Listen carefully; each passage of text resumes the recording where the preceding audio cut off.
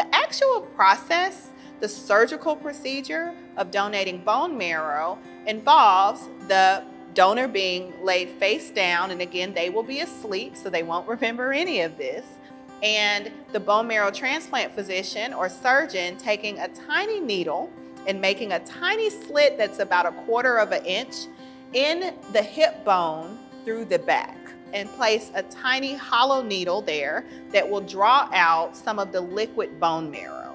This process is the actual bone marrow donation and can take anywhere between 30 minutes and an hour, depending on how much bone marrow is needed. So, on the day of my donation, I arrived at the hospital about 5 a.m. with my companion, and we walked into the hospital. We were greeted by hospital staff. I was escorted to the place where I could get changed and get situated for the doctor to come in who had been with me, telling me things from the beginning of the process. All the nurses were there telling me that they'd be making sure that I was comfortable during the whole process. I was given a sedative, and so I had mostly almost been completely asleep by the time that I got to the operating room, and the anesthesiologist had me count backwards from 10, and I don't know which point I fell asleep, but I was completely asleep from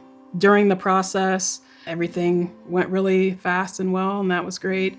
And then after, I was moved to the recovery area where I was there for about another 2 hours.